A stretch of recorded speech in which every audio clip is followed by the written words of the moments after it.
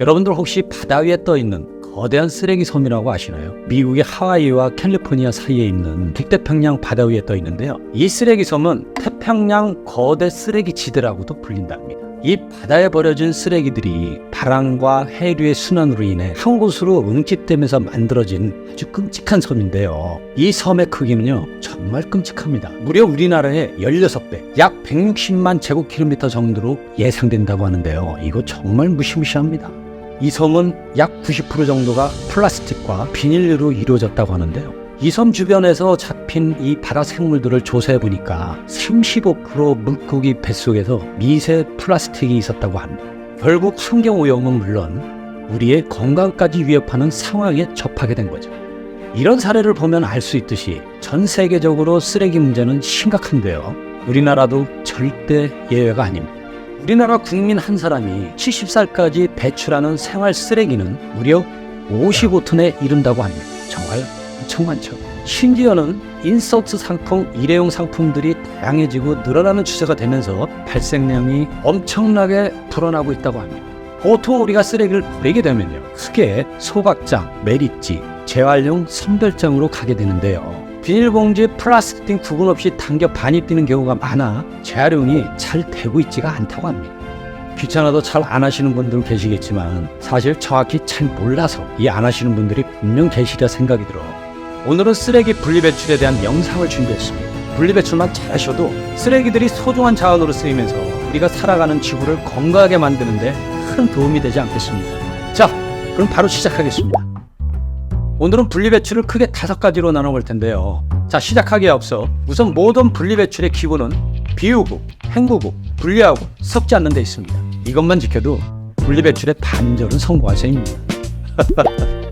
자, 첫 번째로 알아볼 건 플라스틱류입니다. 플라스틱 용기는 내용물을 깨끗이 비우고 부착 상표나 뚜껑 등 다른 재질로 된 부분은 제거해 주셔야 합니다. 알약 포장재나 카세트 테이프 등과 같이 여러 재질이 섞여 있어 분리가 어려운 제품들은 종량제 봉투에 담아 버려주시면 됩니다.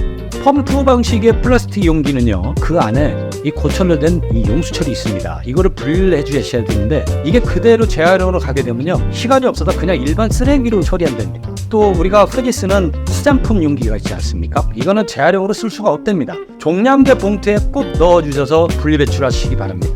자, 두 번째는 비닐인데요. 간단합니다. 과자는 라면 봉지, 일회용 비닐봉투에 음식물이나 이물질은 물로 2-3번 헹궈서 잔여물을 없애주시고요. 폐비닐 종량제 봉투에 버려주시면 됩니다.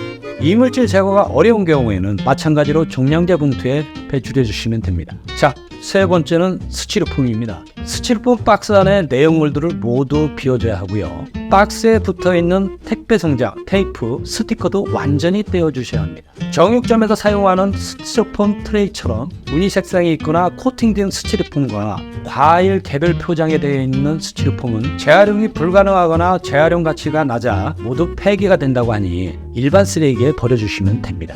음식물로 인해서 물들 경우가 있는데 굳이 이거를 애써서 닦을 필요가 없습니다. 그렇다고 없어지는 게 아니거든요.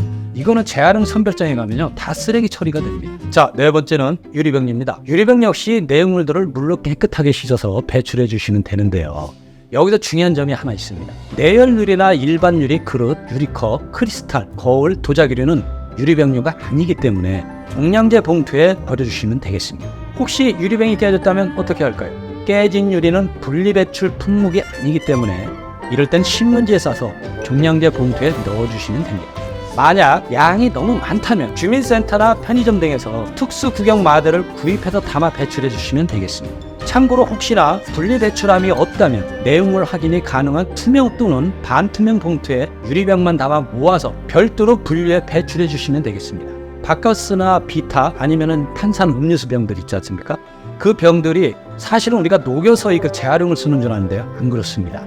이거는 그냥 그대로 멸균하고 세척만 해서 쓰면 되는데요, 우리가 입대는 부분 있지 않습니까? 고기가 기스가 나거나 깨지면은 이거는 재활용을 쓸 수가 없답니다. 그래서 꼭 뚜껑을 닫아서 분리 배출해 주시기 바랍니다.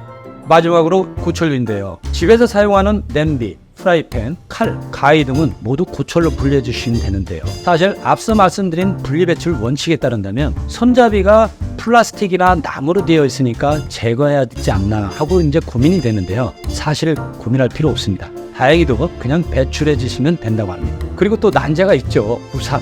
이 우산은요, 고철, 플라스틱, 천 엄청 섞여 있잖아요. 우산은 봉투에 넣기에 부피가 커서 폐기물 스티커를 부착해서 배출해 주시면 된다고 합니다. 사실 오늘 모든 것을 말씀드리기에는 영상이 너무 길어지다 보니까 설명드리지 못한 부분들이 분명히 있을 텐데요. 헷갈리는 부분이 있다면 댓글로 달아주세요. 더 많은 분들이 올바른 분리배출을 하시길 바라면서 오늘 영상은 여기서 마치도록 하겠습니다. 다음엔 더 좋은 영상으로 여러분들 찾아뵙겠습니다. 아빠는 수리와 이양이었습니다. 감사합니다.